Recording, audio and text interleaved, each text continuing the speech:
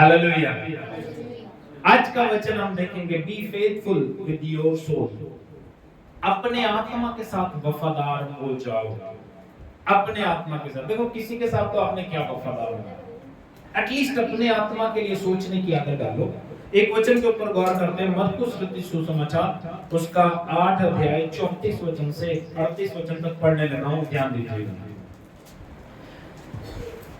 उसने भीड़ को अपने चेलों समेत पास बुलाकर उनसे कहा, जो कोई मेरे पीछे आना चाहे वह अपने आपे से इनकार करे और अपना क्रूस उठाकर मेरे पीछे हो ले। क्योंकि जो कोई अपना प्राण बचाना चाहे वह उसे खोएगा, पर जो कोई मेरे और सुसमाचार के लिए अपना प्राण खोएगा वह उसे बचाएगा।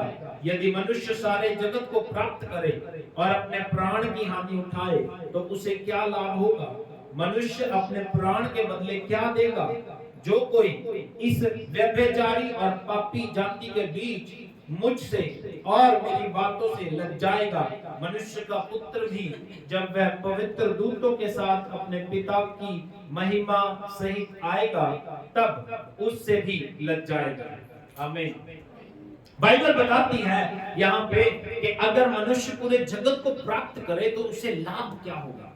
लेकिन एक होड़ जो आज लगी हुई है, इंसान सिर्फ जगत को प्राप्त करना चाहता है, उसे और कुछ नहीं चाहिए। लेकिन प्रभु जो हमसे कहता है कि इंसान अगर जगत को प्राप्त कर ले और हानि उठा ले अपनी जान की, दुनिया में रहे ही ना, तो फिर फायदा क्या? और उसके बाद अगर हमारा आत्मा भी नाश हो, हम नरक में पड़े रहें, तो फायदा क्या? हमारी मेहनत, हमारे स्ट्रगल किस काम के, अगर हम परमेश्वर के साथ चलते हुए भी नाश हो गए? हमारा प्रार्थना करना किस काम का, अगर हम प्रभु से प्रार्थना कर रहे हैं और मर गए और नरक में चले गए, फिर फायदा क्या? प्रभु कहता है अगर अपने प्राण का नुकसान उठाओ तो फायदा क्या? जगत प्राप्त कर लिया, लोगों ने जगत प्राप्त कर लिया, पूरी दुनिया में बड़े फेमस है, लेकिन आत्मा का नुकसान हो गया, नरक में चले गए, तो मिलेगा क्या? मेहनत व्यर्थ। प्रभु यीशु मसीह हमारे आत्मा के बारे में सोचते हैं और चाहते हैं कि हम भी अपने आत्मा के लिए सोचें। प्रभु यीशु मसीह को एक ही चिंता है, शरीर की नहीं, आत्मा की। वो चाहते हैं कि मेरा और आपका आत्मा स्वर्ग में जाए, मेरा और आपका आत्मा परमेश्वर के साथ राज्य करे। लेकिन हम क्या चाहते हैं? हम चाहते हैं कि हम इस दुनिया में राज्य करें। हम चाहते हैं कि हम इस दुनिया की हर बरकत को हासिल कर ले। हम चाहते हैं हम इस दुनिया को खुश कर ले। हम चाहते हैं मुझे बंगला मिल जाए, गाड़ी मिल जाए, मुझे सब कुछ वो मिल जाए जो इस दुनिया में जरूरत है। लेकिन प्रभु चाहता है आपको आत्मा की निजात मिल जाए। मैं आपको बताना चाहता हूं, देखो ध्यान से समझना मेरी बात। अमीरी किसी चीज को दिखाती नहीं है। पैसा आपके पास बहुत है ना, इसका मतलब ये नहीं है कि प्रभु आपसे प्यार करता है। ना, पैसा अंबानी के पास, अडानी के पास बहुत है। मैं एक बात बताता हूँ, जो मैं बता रहा हूँ ना, परसों पास्टर जी एक प्रचार कर रहे थे जब, तो वो एक बात बता रहे थे, ध्यान से समझना, बड़ा सुंदर भेद बता रहे थे वो। प्रभु यीशु मसीह हालात बदल देता है। यीशु मसीह यीशु मसीह यीशु मसीह हालात बदल देता है। उन्होंने रेफरेंस लिया था क्योंकि डेथ का समय था और वहां पे उन्होंने रेफरेंस लिया गरीब लाजर और एक अमीर आदमी। गरीब लाजर उनकी डेवड़ी पर डाल दिया जाता था, वो जूठन खाता था, और वो जो राजा था, अमीर आदमी, बहुत अमीर था, बहुत सारे पकवान उसके पास बनते थे। बाइबल बताती है दोनों मर गए। इधर देखो, मेरी तरफ देखो, बाइबल बताती है दोनों मर गए। लाजर को फरिश्तों ने उठाया, बाप इब्राहिम की गोद में पहुंचाया। अमीर आदमी को किसी ने नहीं उठाया। जब उसकी आंखें खुली तो वो नरक में सड़ रहा था। अब बात को समझना, वो कह रहे थे परमेश्वर हालात बदलता है। पहले वो भिखारी भीख मांगता था और उसकी जूठन खाता था, आज वो अमीर आदमी भीख मांग रहा है सिर्फ पानी की बूंद के लिए। किसके लिए? कहता पिता इस लाजर को कह दे एक बूंद पानी से मेरी जीभ ठंडी कर दे। और वो लाजर कभी शायद रोटी मांगता हो उससे, और वो उसे जूठन देता था। लिखा है जूठन देता था, जूठा देता था। पहले जब वो राजा था वो भीख मांग रहा था, आज वो राजा है और वो भीख मांग रहा है। कहता प्रभु मेरे 5 भाई हैं, लाजर को भेज दे कि ये उनको भी समझा दे कि भैया पैसा स्वर्ग लेकर नहीं जाएगा, समझा दे उनको। प्रभु कहता ये नहीं हो सकता, उनके पास नबी है, उनके पास पास्टर्स हैं। और वो कहता होगा, उसने ये भी कहा हो, प्रभु वो पास्टर्स की नहीं सुनते क्योंकि हम भी नहीं सुनते, मैं भी नहीं सुनता था, नबियों की मैंने भी नहीं सुनी, इसलिए मैं यहाँ पे सड़ रहा हूँ। मेरी बात समझना, अगर आज परमेश्वर के दास आपको वचन सुना रहे हैं, आपको वचन की शिक्षा दे रहे हैं, उनको अपनी जिंदगी में इंप्लीमेंट कर लो, अपनी मर्जी से जीना छोड़ दो, क्योंकि लास्ट नाश हो जाएंगे, नरक में सड़ोगे। फिर हमें दुख होगा, फिर हमें चिंता होगी अपने परिवार की कि प्रभु उनके पास, प्रभु कहता है उनके पास नबी हैं, उनके पास पास्टर्स हैं, उनके पास सेवक हैं। लेकिन मैं आज भी प्रार्थना कर रहा था, प्रभु से प्रार्थना कर रहा था, बात को समझ लो, मैं प्रभु से प्रार्थना कर रहा था कि प्रभु ऐसे लोग क्यों नहीं है जो ये कहते हो पास्टर जी मुझे ये वचन समझ में नहीं आता, मुझे समझा दीजिए। ऐसे लोग क्यों नहीं है जो ये पूछते हो पास्टर जी क्या मैं ये लाइफ जो जी रहा हूं क्या सही जी रहा हूं? ऐसे लोग है ही नहीं, क्योंकि वो तो सही जी रहे हैं, वो तो सीधे स्वर्ग जाएंगे। लेकिन अफसोस तब होगा जब आंखें नरक में खुलेंगी।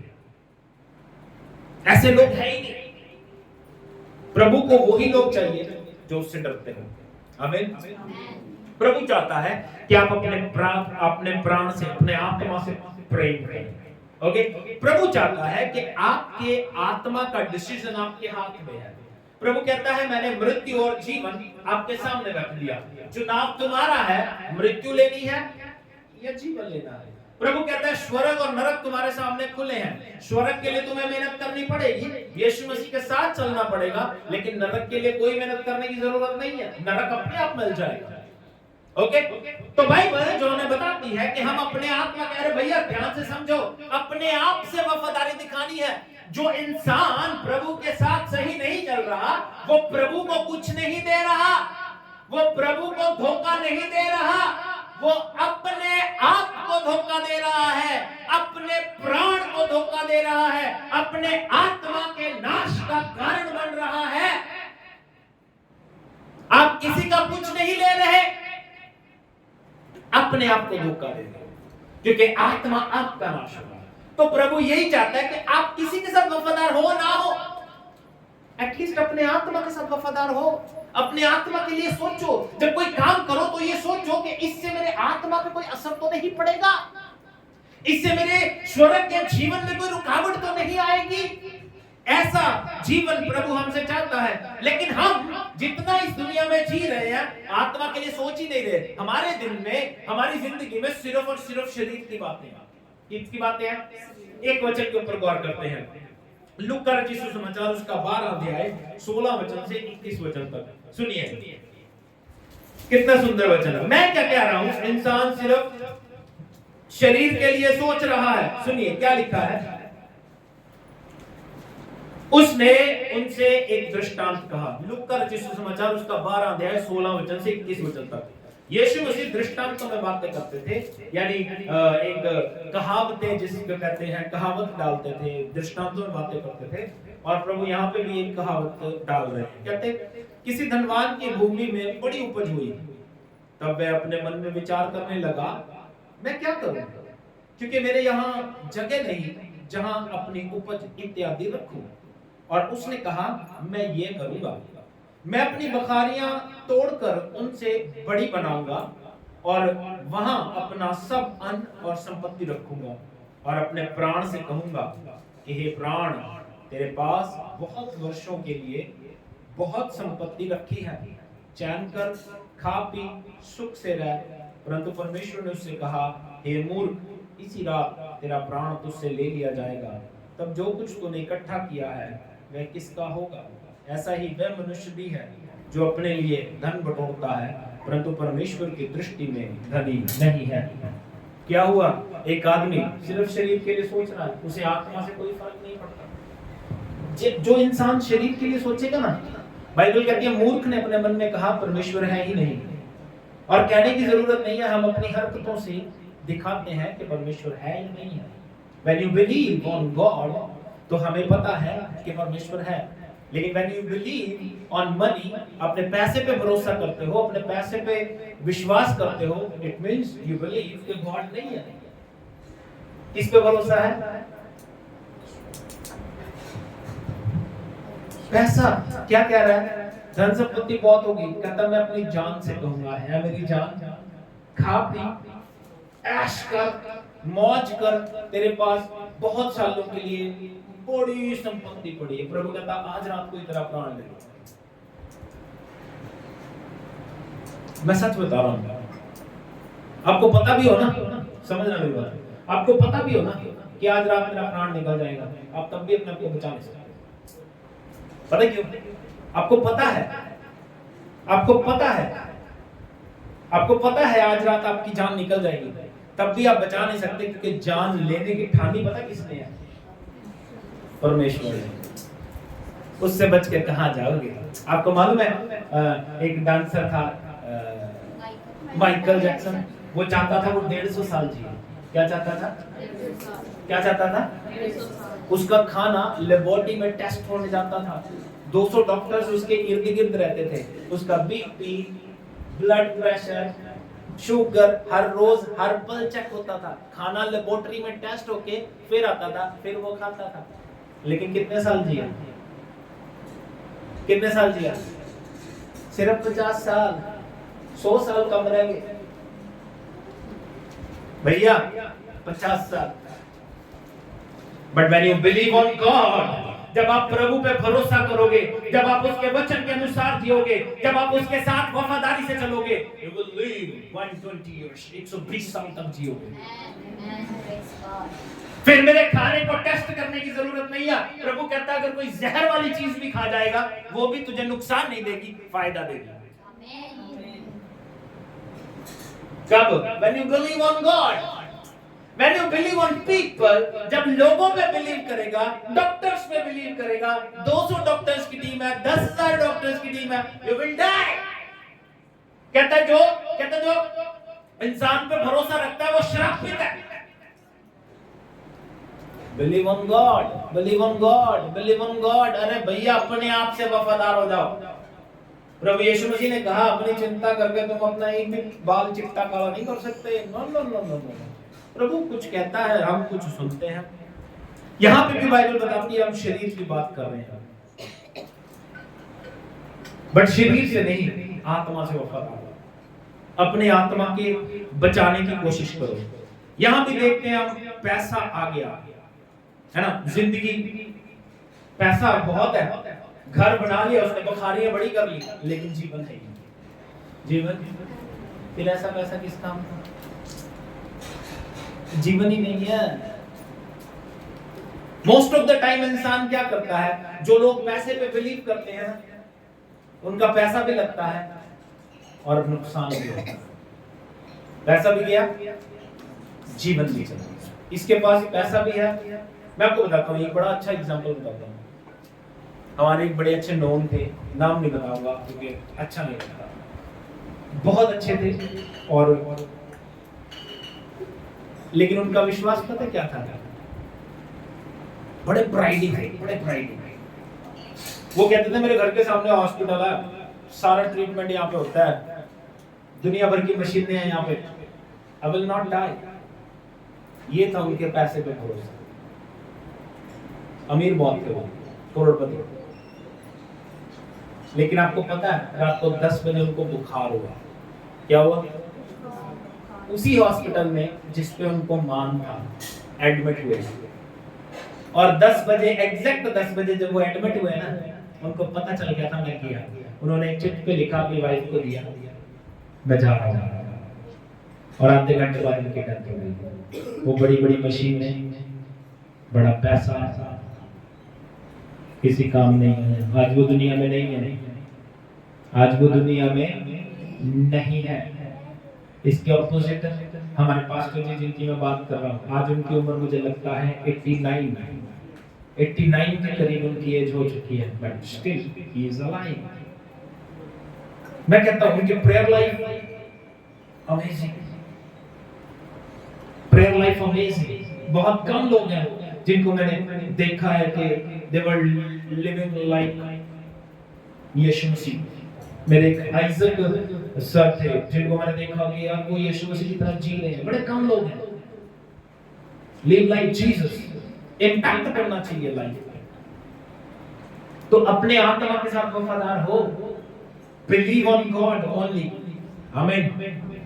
हमें पता है, देखिए हमें पता है, ध्यान दीजिएगा, हमें पता है हम अगर प्रार्थना करेंगे तो हम अपने आत्मा से वफादारी दिखा रहे हैं, लेकिन हम करते नहीं।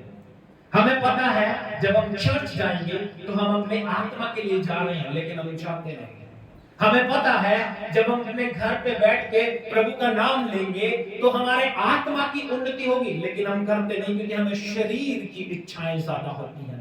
हमें पता है कि अगर हम जूम प्रेयर अटेंड करेंगे वहां पे कुछ सीखने को, हमें सुनने को मिलेगा, लेकिन हम करते नहीं क्योंकि हमें शरीर की इच्छा बहुत जरूरी होती है। हमें पता है अगर हम प्रभु के राज्य में देंगे तो प्रभु हमें कई गुना करके वापस कर देगा, लेकिन हम देते नहीं।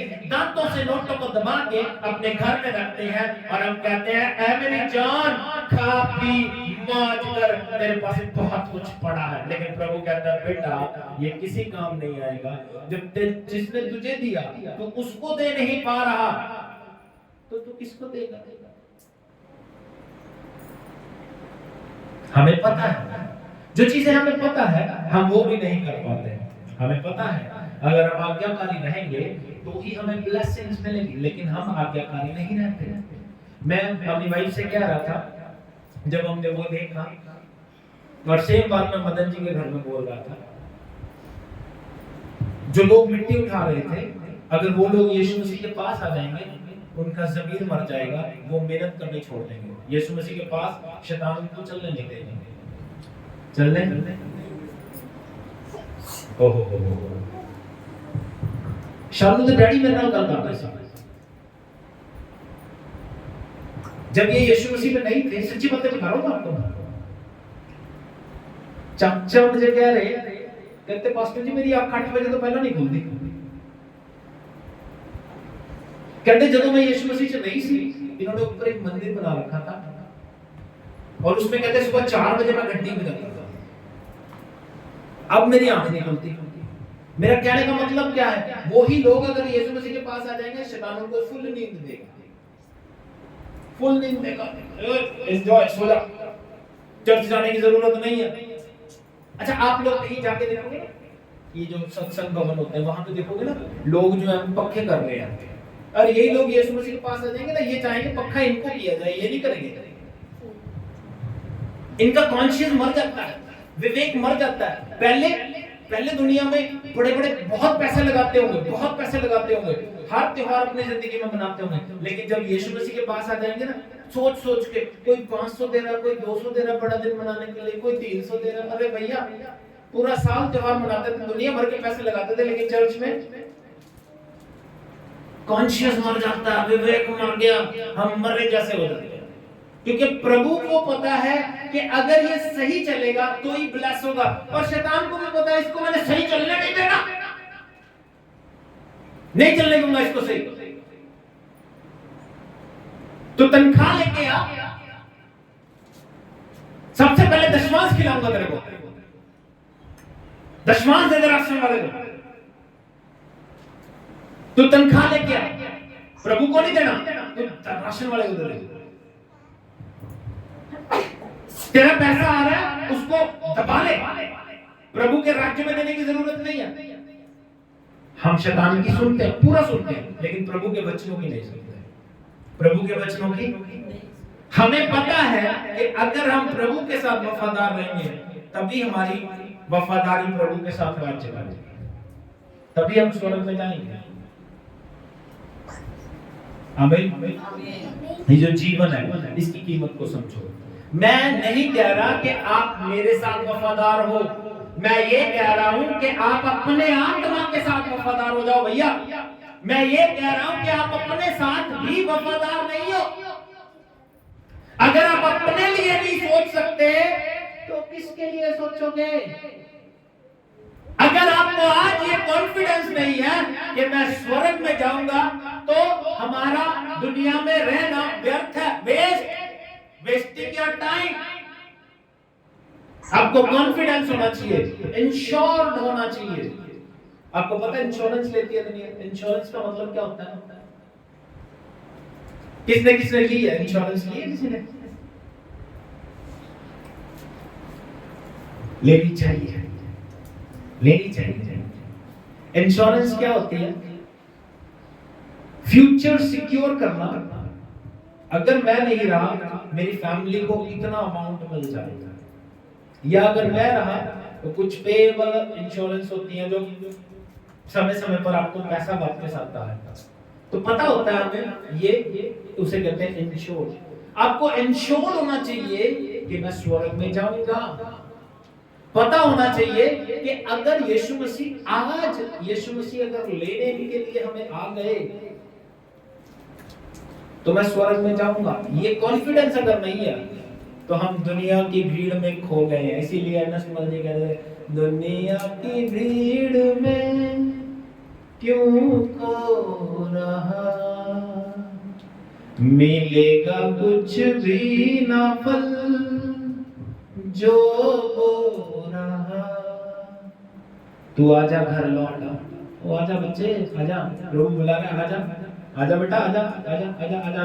प्रभु मैं नहीं आता, नो नो नो, प्रभु ने जाम मारा। बाइबल बताती है, रोमियो की पत्री में लिखा है, उसने उनको उनके ढीठ मन पे छोड़ दिया। जैसा जीना वैसा जी लो, कोई जबरदस्ती नहीं करता। अब मैं आपको बताना चाहता हूं, जल्दी से बताऊंगा, जल्दी से 3 पॉइंट बताऊंगा। आप अपने आत्मा के साथ वफादार कैसे हो सकते हो? कैसे हो सकते हो? पहली बात अपने आप पे इनकार करना भैया। अपनी इच्छा को मारने की आदत डाल लो। अगर आपका दिल करे ना पराठे खाने के लिए, तो मत खाओ। अपनी इच्छा को मारना, अपनी इच्छा को मारना। अगर आपका दिल करे ना कि आप चर्च नहीं जाते, टीवी देखते हैं, छोड़ दो, चर्च भाग के जाओ। अगर आपका दिल करे ना कि आज 2 रुपए डालते चर्च में, छोड़ दो, 20 रुपए डाल दो। अगर आपका दिल करे, अपनी इच्छाओं को मारने की आदत डालो। प्रभु का वचन क्या कहता है? जल्दी से वचन के ऊपर गौर करेंगे। मत्ती रचित सुसमाचार उसका 16 अध्याय 24 वचन। यीशु मसीह ने क्या कहा? ध्यान दीजिएगा। लिखा है, तब यीशु ने अपने चेलों से कहा, यदि कोई मेरे पीछे आना चाहे तो अपने आप का इनकार करे और अपना क्रूस उठाकर और मेरे पीछे हो ले। आप अपने आत्मा के साथ वफादार कैसे होंगे? जब अपने आप का इनकार करोगे। लेकिन मोस्टली लोग अपने जीवन में कैसे जी रहे हैं? अपनी मर्जी से। उन्हें प्रभु के वचन से कोई सरोकार नहीं है। पिछले संडे क्या सुना, उससे पिछले संडे क्या सुना, खाना पूर्ति करने के लिए चर्च आते हैं, खाना पूर्ति करने के लिए कि हाँ प्रभु के हुजूरी में जाना है। नहीं, आपको ये कंफर्म होना चाहिए कि मैं जैसा जीवन जी रहा हूं ये मुझे लेके कहां जाएगा। ओके? पहली बात अपने आप का इनकार करना। अपने आप का इनकार करने का मतलब रेडी टू डाई, मरने के लिए तैयार है, मरने के लिए तैयार है। ये होता अपने आप का इनकार। आज कुड़ी ने गीत गाया, सेवा दे मैदान विच जे किसी दिन वापस ना आया जंग जाने लगे। मसीह के लिए मरना पड़ जाए, नो प्रॉब्लम, कोई गल नहीं, मार। वो जीवन प्रभु हमसे एक्सपेक्ट करता है। प्रभु ने क्या कहा? जो अपना प्राण मेरे लिए खोएगा वो उसे पा लेगा। उसके डेफिनेटली स्वर्ग में आके खुलेंगे। बाइबल बताती है स्तिफनुस को पत्थर मारे गए। आगे पता क्या लिखा है? यीशु मसीह खड़े होकर उसका स्वागत कर रहे हैं। अमेजिंग। वो चीजें प्रभु हमसे एक्सपेक्ट करता है। हम लोग कहाँ जी रहे हैं समझ में नहीं आता। दूसरी बात, संसार का प्रेम त्याग दो। संसार का प्रेम त्याग दो, बिल्कुल त्याग दो, क्योंकि बाइबल क्लियर बताती है, वचन के ऊपर गौर करते हैं। मत्ती रचित सुसमाचार उसका 16 अध्याय 26 पद लिखा है, यदि मनुष्य सारे जगत को प्राप्त करे और अपने प्राण की हानि उठाए तो उसे क्या लाभ होगा। संसार का प्रेम त्याग दो, क्योंकि बाइबल में लिखा है आज लोग संसार को या संसार की चीजों को प्यार करते हैं। लोग इस होड़ में लगे हुए हैं कि ये संसार, ये पैसा, ये गाड़ी, ये बंगला कैसे हासिल करें, इस होड़ में लगे हुए हैं। लेकिन प्रभु चाहता है कि इंसान अपने आत्मा की नजात, अपने आत्मा की मुक्ति को हासिल करे। एक वचन और जो बिल्कुल क्लियर कर देता है, पहला यूहन्ना उसका 1 अध्याय 2 अध्याय उसका 15 वचन से 17 वचन तक देखिए। पहला यूहन्ना उसका 1 अध्याय 15 से 17 तक पढ़ने लगा हूं, ध्यान दीजिए। 2 का 15 से 17 और ऊपर लिखा है संसार से प्रेम ना करो। ठीक है, तुम ना तो संसार से और ना संसार में की वस्तुओं से प्रेम रखो। यदि कोई संसार से प्रेम रखता है तो उसमें पिता का प्रेम नहीं है, क्योंकि जो कुछ संसार में है अर्थात शरीर की अभिलाषा, आंखों की अभिलाषा, जीविका का घमंड, वह पिता की ओर से नहीं परंतु संसार की ओर से है। संसार और उसकी अभिलाषाएं दोनों मिटते जाते हैं, पर जो परमेश्वर की इच्छा पर चलता है वह सर्वदा बना रहेगा। देखो, संसार की इच्छा, संसार की अभिलाषा, आंखों की अभिलाषा, देखो कितनी देर की होती है। सपोज आपने एक नया मोबाइल लिया, उसका क्रेज कितने दिन रहता है आपको? 2 दिन। सपोज आपने नई एक्टिवा ली, उसका क्रेज कितने दिन होता है? 2 दिन। उसके बाद नया सूट लेते हैं, 1-2 दिन ही क्रेज होता है। उसके बाद जब सेकंड टाइम पहनते हैं तो हमें क्या लगता है? नया है, नया। बहनों से पूछ के देखो, इन्होंने तो एक बार पहना, एक ही बार डलता है इनका सूट, उसके बाद पुराना हो जाता है। ऐसा ही है, अक्सर कहिए हाँ जी सच है। मेरे कुर्ते में लगता 6 साल होता है, पता नहीं कितनी बार। मेरा कहने का मतलब क्या है? संसार की चीजें थोड़ी देर की होती है, उसके बाद काम खत्म। इसीलिए प्रभु कहते हैं संसार से प्यार करना छोड़ दो।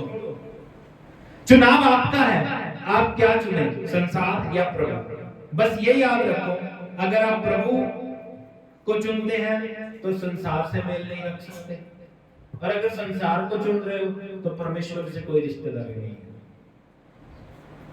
एक ही चीज रहेगी। दुनिया में भी कहते हैं ना, एक म्यान में 2 तलवारें नहीं रहती भैया, एक ही रहेगी। या तो संसार से प्यार कर लो या परमेश्वर से प्यार कर लो।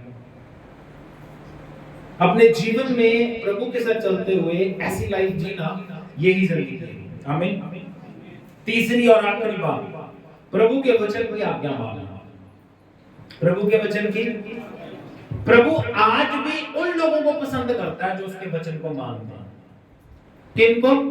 जो उनके वचन को मानते हैं। लूका रचित सुसमाचार उसका 8 अध्याय 19 से 21 पद तक पढ़ने लगा हूं, ध्यान दीजिएगा।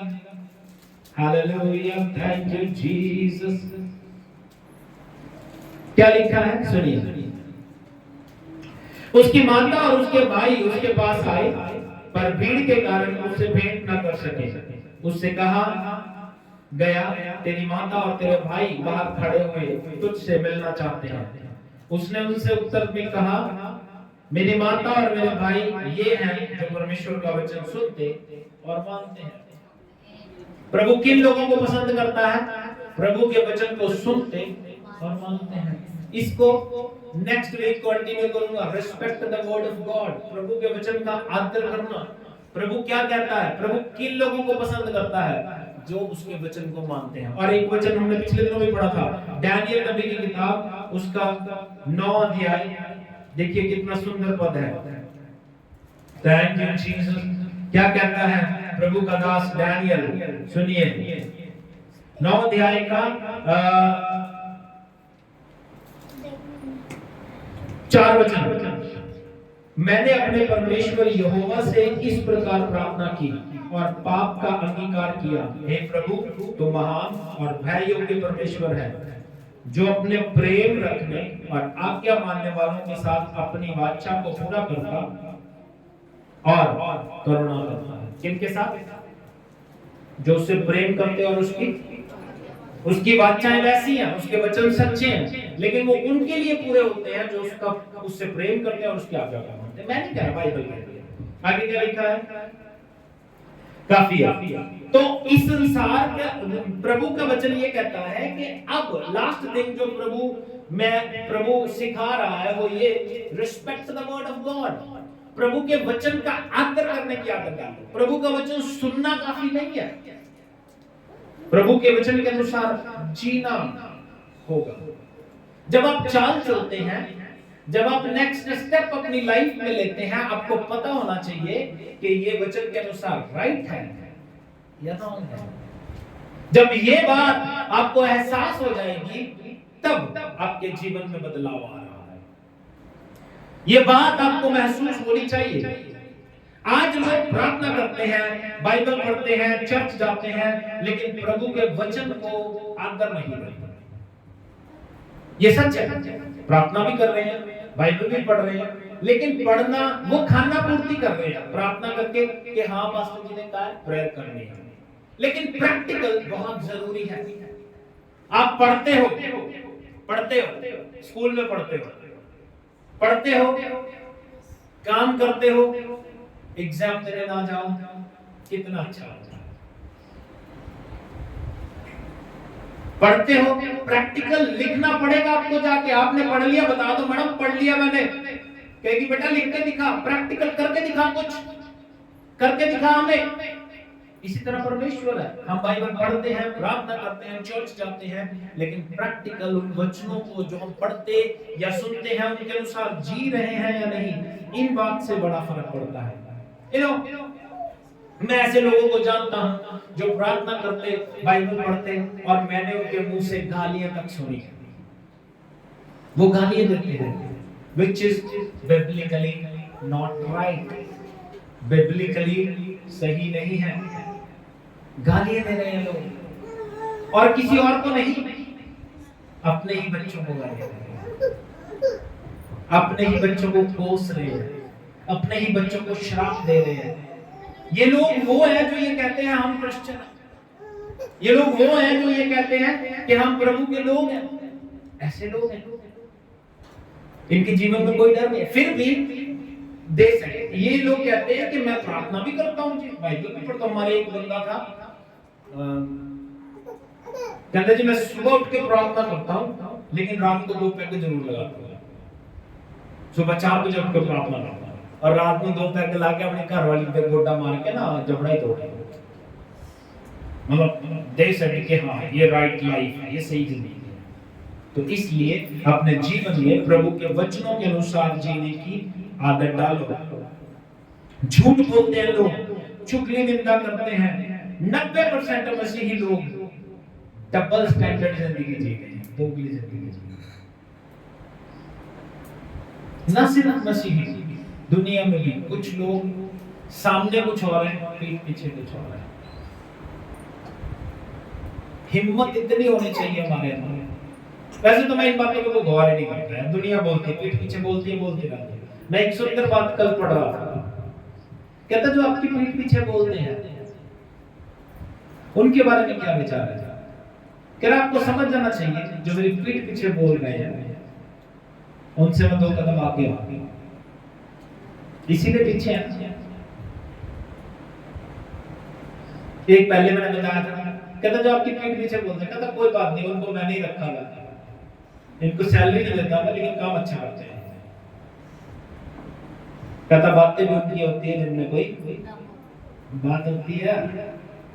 तो respect the word of God. चुगली धंधा छोड़ो, 90% में नहीं 10% में आओ, जो एक्यूरेट प्रभु के साथ जीवन बिता रहे हैं। अपनी लाइफ में रोज चेंज लाने की कोशिश करो, रोज अपनी जिंदगी में अपने आत्मा के साथ वफादार होते चले जाओ। Thank you Jesus. गाली देना छोड़ दो, झूठ बोलना छोड़ दो, अपने जीवन को प्रभु के वचन के अनुसार चलाओ। दो तरीके ध्यान दीजिएगा। आप अपनी लाइफ में कोई भी काम करने जा रहे हो, प्रभु से पूछो, प्रभु मैं ये काम करने लगा, क्या मैं करूं या ना करूं?